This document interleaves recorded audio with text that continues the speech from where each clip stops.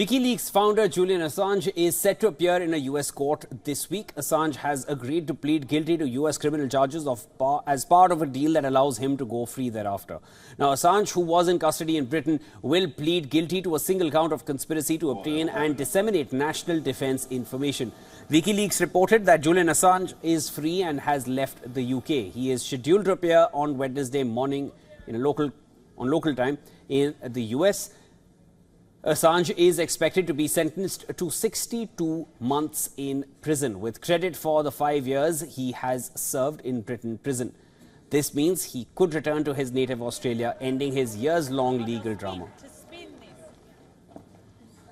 It's Wednesday, the 19th of June, and it's exactly 12 years today since Julian went into the embassy of Ecuador, which granted him political asylum, protection from persecution, from torture, from a life imprisonment. And 12 years on, I'm visiting Julian in a high security prison. But this period of our lives, I'm confident now, has come to an end. And I think that by this time next week, Julian will be free. Australia says it is aware of WikiLeaks founder's legal proceedings in the United States, adding that his case had dragged on for too long. US legal documents showed that Assange, an Australian citizen, has made a deal to secure his freedom by pleading guilty. The government is certainly aware that Australian citizen Mr Julian Assange has legal proceedings scheduled in the United States. While this is a welcome development, we recognise that these proceedings are crucial and they're delicate. Given these proceedings are ongoing, it isn't appropriate to provide further detailed comment. In a statement, WikiLeaks announced on social media, and I'm going to quote here, Julian Assange is free. He left Belmarsh Maximum Security Prison on the morning of 24th June after having spent 1,901 days there. It further said, and I quote, "This is the result of a global campaign that spanned grassroots organisers, press freedom campaigners, legislators and leaders from across the political spectrum, all the way to the United Nations."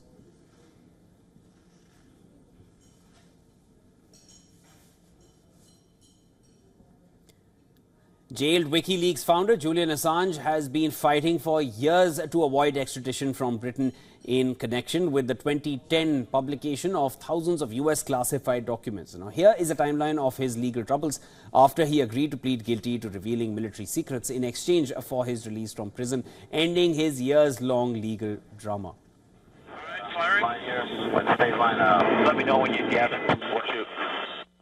Light them all up. 202 traffic, 260. Come on, fire. Hey, Roger. On the 5th of April 2010, WikiLeaks releases leaked video from a US helicopter showing an airstrike that killed civilians in Baghdad, including 2 Reuters news staff. On the 5th of July 2010, Assange's WikiLeaks whistle-blowing website begins publishing hundreds of thousands of leaked US military documents about the wars in Iraq and Afghanistan. It later follows up with a huge batch of secret US diplomatic cables, which show that Washington spied on the leadership of the United Nations and that Saudi Arabia pressured the US to attack Iran. In October the same year, WikiLeaks released 400,000 classified military files chronicling the Iraq War. The next month, it releases thousands of US diplomatic cables, including candid views of foreign leaders and blunt assessments of security threats. Then in November, on the 18th, a Swedish court orders Assange's arrest on sex crime allegations, which he denies.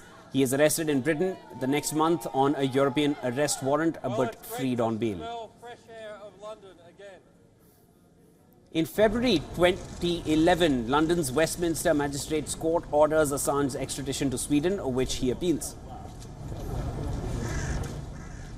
In June 14, 2012, the British Supreme Court rejects Assange's final appeal. 5 days later, he takes refuge in Ecuador's embassy in London and seeks political asylum.